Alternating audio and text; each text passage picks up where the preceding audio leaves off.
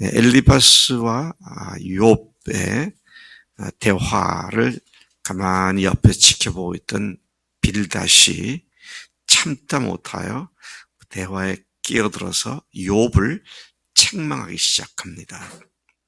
그는 엘리바스보다 더 단순, 경직, 적직설적인 사람이었습니다.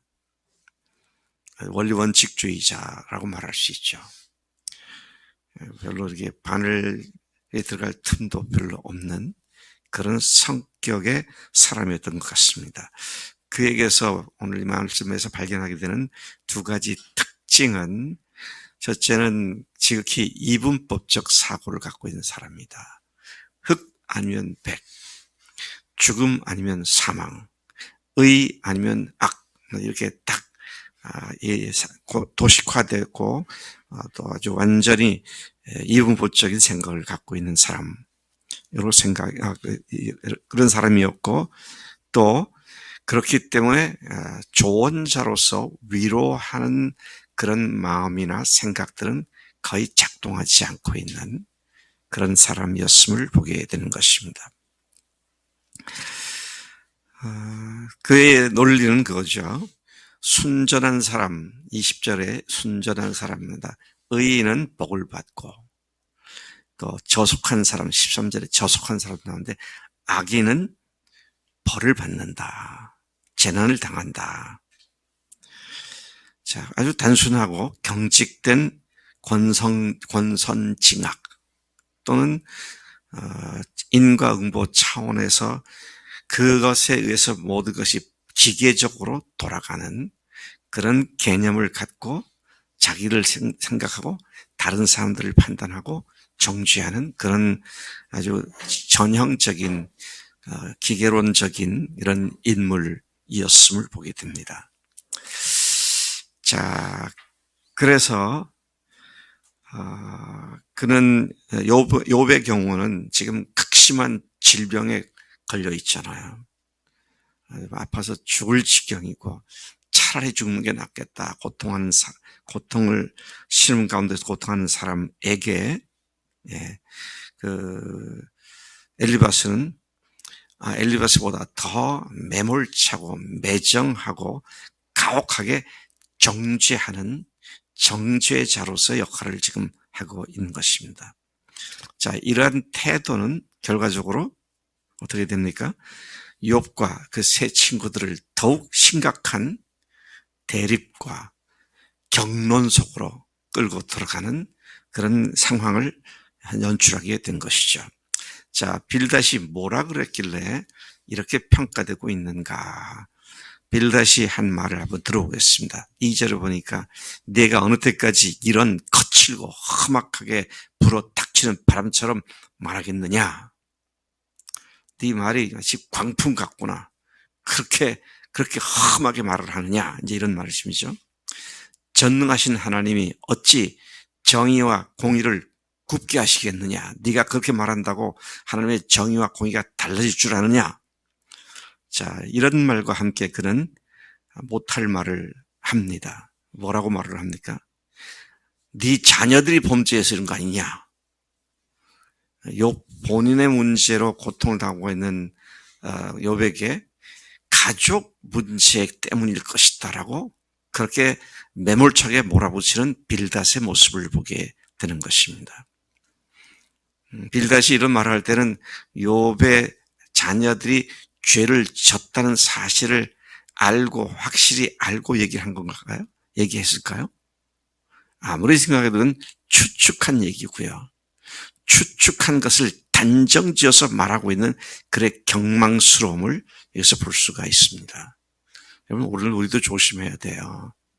어떤 사람에 대해서 내가 단정적으로 얘기할 때가 많은데 대개의 경우는 추측해서 말을 합니다. 어떤 그 사람의 말이나 표정 하나 가지고 침소, 봉대, 부풀려 가지고 이 사람은 그런 사람이야. 그렇게 딱 단정 짓고 그렇게 대하는 얼마나 무서운 일인지 몰라요. 그래서 여러분 그런 의미에서 마귀란 놈은 언제나 우리의 마음에 생각을 집어넣고 그걸 뻥튀기를 해가지고 그게 마치 확실한 진리인 것처럼 주저함 없이 네 자녀들이 범죄했기 때문이다. 이렇게 빌닷의 이야기를 우리도 할 수 있다는 사실을 조심해야겠다. 참 조심하지 않으면 안 되겠다라는 것입니다. 문제는 그리고 이제 뭐라고 말을 합니까? 네가 만일 전능하신 하나님을 찾고 그에게 간구하고 또 청결하고 정직하면 반드시 너를 돌보시고 평안하게 하실 것이다. 지당한 말씀이죠. 이 말씀이 틀렸다고 말할 사람은 아무도 없습니다. 근데 문제는 지금 욥의 문제는 자녀들이나 자신이 죄를 짓지 않았고 이유를 모르는 고난을 당하고 있는 사람들한테 원리 원칙을 들이대니까 엘리바스가 말했을 때 욥이 뭐라고 말합니까? 네가 나를 고문하는 것 같다. 좋은 말인 것 같은데 사람을 고문하는 그런 결과를 가져올 수 있다라는 것이죠. 그래서 여러분 상담에서도요 아주 중요하게 여기는 게 뭡니까? 어떤 케이스에 어떤 원리로 어떻게 대답을 해줘야 되고 그게 아닙니다. 상담의 중요한 원리는 들어주는 겁니다. 제가 미국에서 공부할 때 상담에 관한 과목을 한 2과목 들었는데 그 가르치던 교수가 쓴 책명을 여전히 기억하고 있어. The Awesome Power of Listening. 리스닝의 놀라운 능력. 들어주는 일에 놀라운 능력. 여러분 우리가 듣지 않고 추측해서 단정적으로 얘기할 때 또다시 그 사람을 인격적인 살해를 할 수 있다고 하는 사실 참 조심해야 하는 문제인 것이죠. 자, 참 그는 입만 벌리면 멋있는 말을 합니다. 원리 원칙을 얘기하는 거니까요. 그래서 7절에 내 시작은 미약하였으나 네 나중은 심히 창대하리라. 사람들이 이 말씀을 너무 좋아하더라고요. 여기 기독교 서점 같은 데 가면 이렇게 액자나 그 글씨를 이렇게 파서 붙인 판 있잖아요. 거기 보면 이 말씀이 어디든지 다 서점에서 팔고 그러더라고요. 근데 저는 이 말씀을 볼 때마다 의문이 생겨요. 물론 좋은 말씀이죠. 뭐 나쁘다고 할 이유가 없습니다. 그런데 잘못된 상황에 잘못된 권고하는 이것을 우리가 그렇게까지 집에다가 대문에다가 써붙이고 그렇게 할 문제인가 그런 생각이 들 때가 있어요. 아니 이 말씀이 틀렸단 말은 아닙니다. 우리가 작은 믿음을 갖지만 그걸 크게 해주시고 시작은 정말로 별것 아닌 것 같은데 어마어마한 결과를 가져올 수 있다. 이 원리는 굳이 하나님 말씀이 아니라도 그런 사례를 수없이 볼 수 있는 거죠. 근데 문제는 지금 이 사람에게 그 말씀이 적용되는 건가? 잘못된 전제하에서 잘못 말씀을 인용하는 잘못된 대표적인 케이스가 이것이죠. 이런 건 여러 가지가 있어요. 여러분들 내게 능력 주시는 자 안에서 내가 모든 것을 할 수 있느니라. 근데 사람들은요 그 말씀을 너무 좋아하더라고요. 빌립보서 4장 13절. 근데 그걸 어떻게 암송하는 줄 아세요? 내게 능력 주시는 자 안에서 내가 모든 걸 할 수 있다. 그러다가 I can do all things. 그래서요 신학자들은 그렇게 말하는 사람들을 이단이라고 까지 말을 합니다. I can do all things cult라고 말을 합니다. 그 구절은 그렇게 암송하면 안 되고요. 이렇게 암송해야 돼요. 내게 능력 주시는 자 안에서 내가 모든 걸 할 수 있다. 이렇게 돼야지. 이 주객이 전도돼가지고 참 말씀을 전혀 엉뚱하게 적용을 하는 그런 많은 케이스를 보게 되는 것이죠. 자, 그의 이야기는 빌닷의 이야기는 잘못된 전제에 시작된 이야기 점점 더 옳은 말씀으로만 가고 있는데 그것은 욥과는 점점 더 관계없는 말로 벌어지게 됨을 보게 되는 것입니다. 뭐라고 말하냐면 8절부터 15절까지에 야 욥 너 옛 성현들과 조상들이 발견하고 경험하고 정리한 그 원리와 원칙이 뭔지를 다시 한번 생각해보고 그거 자, 마음속에 다시 되새겨봐. 이런 얘기를 하는 거죠. 어떻습니까? 그런 귀중하고 금지 옥엽 같은 말을 몰라서 그렇게 안 삽니까? 하나님 말씀을 몰라서 말씀대로 안 살아요? 그런 경우는 거의 없더라고요. 사람을 움직이고 하나님의 말씀에 순종하게 만드는 우리의 근본 원동력은 주님께 대한 사랑이죠. 그러니까 이 사람이 지금 욥이 하나님과의 관계에서 고통스럽게 질문하고 있는 건 뭡니까? 내가 아무리 생각하고 내 자신을 살펴봐도 내 가족을 살펴봐도 지은 죄가 없는데 하나님 도대체 이게 왜 나한테 이렇게 왔습니까?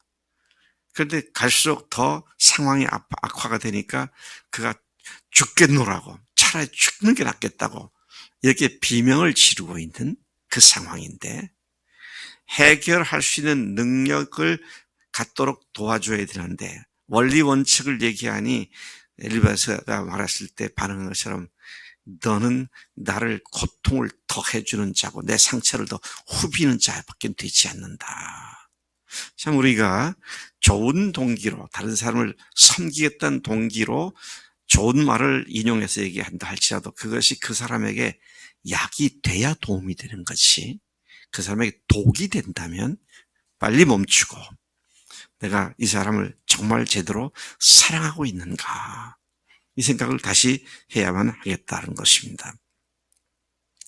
너 회개하지 않고 계속 이루고 있으면 너 어떻게 된 줄 알아? 왕골이 뭔지 아세요? 옛날에 돗자리를 만드는 원료 늪지대나 습지대에서 주로 자라는 굉장히 빨리 자라죠. 그래서 잎사귀와 대국이 쫙 한 뭐 1m, 2m 이렇게 올라가고 그걸 잘라서 가공을 해서 돗자리를 만들죠. 우리 젊은 청년 돗자리는 또 뭔 줄 아나? 성민이 돗자리가 뭔 줄 알아? 됐다 그러면 네가 하면 다 알겠다. 자, 그런데 그 왕골이나 또는 갈대 같은 것이 그렇게 물에서 자라는데 그거 없으면 그거 자라겠느냐? 그렇게 자라는데 자라면은 다른 풀보다 신속히 말라버린다. 그것처럼 하나님께 회개하지 않으면 잘 되는 것처럼 보일지만 신속히 망하게 된다. 지금 이 얘기를 하고 있는 거죠. 그러니 네가 빨리 회개해라. 이런 얘기를 하고 있는 것입니다. 또 네가 아무리 그렇게 네 자신의 의의를 가지고 하나님 앞에 회개하지 않고 한다 할지라도 그건 마치 거미 같아. 거미 집이나 거미줄 같이 너에게 전혀 도움이 되지 않는 건데 이러면서 회개를 촉구하고 있는 그런 말이죠. 여러분 우리는 언제나 우리 자신을 주님 앞에서 회개하며 깨끗함을 회복돼야 되죠. 그래서 예수님께서 흘리신 그 보혈이 여전히 내 모든 죄를 단번에 모든 죄를 완전히 영원히 사해 주셨음을 기뻐하며 감사하며 또 부활로 그 사실을 확증해 주셔서 부활의 표적으로 십자가를 믿는 믿음이 더욱 견고해져서 세상에 그 누가 뭐라고 하더라도 성령께서 부활로 말미암아 주시는 확증은 우리를 영원히 흔들리지 않는 믿음 가운데 서게 하는 줄로 믿습니다. 그렇지 못한 영적 상태를 빨리 돌이켜서 주님과의 관계를 다시 깨끗하게 회복하고 사랑의 관계를 회복해서 앞으로 나가면 되는 것인데 근데 지금 욥은 뭐예요? 암만 생각해도 그건 잘못 생각나지 않는 겁니다. 그래가지고 지금 욥 친구들이 원리 원칙을 얘기하는 데 대한 말다툼까지 하게 되는 오가는 말 보면요 험해요. 왜? 네가 나한테 그렇게 말하는 거 너 나를 갖다가 지금 고문을 가하고 있는 거야. 그러니까 또 뭐라 합니까? 네가 교만해서 그렇지. 그러면서 이제 막 25장까지 싸워요. 지금 우리 8장 와 있는데 제가 좀 아침마다 새벽마다 이 같은 걸 25장까지 계속 얘기해야 한다는 게 이게 보통 고문같이 느껴지기도 합니다만은 아주 고식화가 되고요. 머릿속에 팍 박혀버리면 누가 말해도 안 듣더라고요. 예. 이단들이 그런 거 아닙니까? 예수님의 십자가와 부활이면 모든 것의 해결인데, 그런데 뭐 이만희가 어떻고, 그런데 누가 뭐 어떻고, 뭐 JMS, 정명석 뭐 이런 정말 웃기지도 않는 것들이 얘기하는데 그걸 그냥 한번 받아들이면 거기에 팍 빠져가지고 안 벗어나더라고. 자, 이런 것들은 정말 주님 앞에서 우리가 잘 생각해야 할 문제다. 근데요, 우리를 하여금 그런 것들로부터 구분할 수 있고 분별할 수 있게 해주는 하나님의 기준이 예수님의 죽으심과 부활이 아닌가. 아멘. 네. 그래서 그 다음에 이제 계속해서 22절까지도 그렇게 회개하지 않고 지잘났다고 떠드는 사람들은 참 험하기 짝이 없다. 그러면서 나무 뿌리가 돌밭 사이로 들어가서 돌에 엉켜서 이렇게 한다 할지라도 그게 뽑히고 나면 그 전에 거기 뭐가 있었는지 없었는지 아무도 알아주지 않는다. 그것처럼 회개하지 않고 네가 기를 쓰고 용을 써봐야 아무 의미 없는 거다. 그러니까 빨리 회개해. 결론은 그렇게 말하고 있는 것이죠. 자, 우리가 이런 면에서 형제 자매를 사랑한다. 누구를 섬기고 돕는다라고 할 때 먼저는 뭘 해야 됩니까? 들어봐야 합니다. 추측하면 안 되고요. 그리고 성령께 주시는 지혜를 가지고 성령께 주시는 말씀을 가지고 그 사람을 사랑하고 따뜻하게 격려해주고 그럴 때 그의 마음이 녹아지고 풀어지고 말씀이 들리게 되죠. 네. 하나님 아버지 감사합니다. 이 아침에 욥과 그 친구들의 사실은 돕기위해서 왔었던 그 친구들과 욥이 변론과 논쟁에 휩싸인 것을 봅니다. 하나님 오늘 빌닷이 아주 원리주의자이고 원칙주의자이고 흑백 논리를 갖고 있던 사람으로서 자기가 확신하는 바를 가지고 욥을 돕는다고 했지만 욥에게는 오히려 고통스러운 시간이었던 것을 우리에게 다시 말씀해 주시니 감사합니다.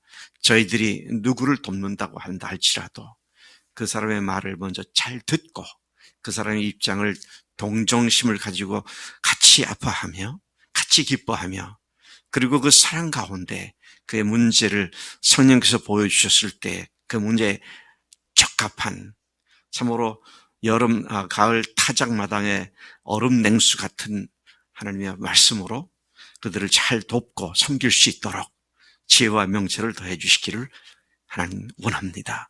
오늘 우리에게 그런 지혜가 있도록 역사하실 줄로 믿습니다. 감사하고 예수님의 이름으로 기도로 삼나이다. 아멘.